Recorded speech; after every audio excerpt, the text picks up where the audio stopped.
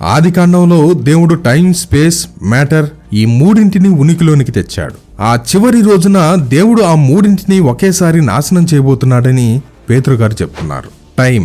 పేతురుగారు అంటారు, ప్రభువు దృష్టికి ఒక దినము 1000 సంవత్సరముల వలెను, 1000 సంవత్సరములు ఒక దినము వలెను ఉన్నవి.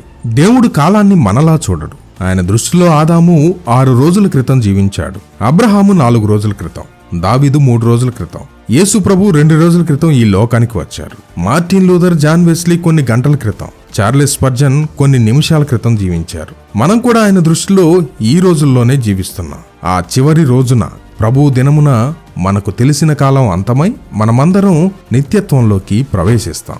స్పేస్, అంతరిక్షం. ఆకాశములు మహాధ్వనితో గతించిపోవును. అంటే మనం చూస్తున్న ఈ అంతరిక్షం, ఈ గ్యాలక్సీలు అన్నీ ఒక పెద్ద శబ్దంతో అంతమైపోతాయి. యాటమ్స్ లేదా మ్యాటర్. పంచభూతములు, ది ఎలిమెంట్స్, మహావేంద్రముతో లయమైపోవును. ఇక్కడ పంచభూతములు అని అనువదించబడిన గ్రీకు పదం స్టోయికియా.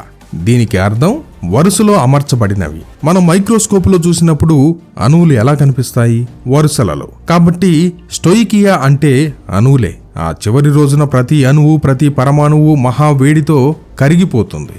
దేవుని తీర్పు దినాన ఈ విశ్వం ఇలా అంతమవుతుంది. కానీ ఒక్క క్షణం ఆగండి. అసలు ఇంత అందమైన సృష్టి, ఇంత అద్భుతమైన విశ్వం ఇలా నాశనం అవడానికి కారణం ఏంటో తెలుసా? ఒక్కటే కారణం, 2 అక్షరాలు: పాపం. దేవుడు ఈ సృష్టిని సృష్టించినప్పుడు ఈ సృష్టి చాలా మంచిదిగా ఉంది. అందులో మరణం లేదు, శాపం లేదు, వినాశనం లేదు. కానీ ఎప్పుడైతే మనిషి పాపం చేశాడో, ఆ పాపం కేవలం మనిషిని మాత్రమే కాదు, ఈ సృష్టి మొత్తాన్ని పాడు చేసింది. రోమీలకు రాసిన పత్రిక 8వ అధ్యాయం చెప్తున్నట్లు, సృష్టి యావత్తు మూలుగుచూ వేదన పడుచూ తన విమోచన కోసం ఎదురు చూస్తుంది. బైబిల్లో మనం చూస్తే పాపం విపరీతంగా పెరిగిపోయినప్పుడు దేవుడు 2 సార్లు ఈ భూమిని శుద్ధీకరించాడు లేదా శుద్ధీకరించబోతున్నాడు. మొదటిసారి నోవహు కాలంలో భూమి మీద నరుల చెడుతనం గొప్పదని, వారి హృదయాలోచనలన్నీ ఎల్లప్పుడూ కేవలం చెడ్డవని యెహోవా చూశాడు. ఆ పాపాన్ని కడిగివేయడానికి ఆయన జలప్రళయాన్ని పంపించాడు. నీటితో ఈ భూమిని శుద్ధీకరించాడు.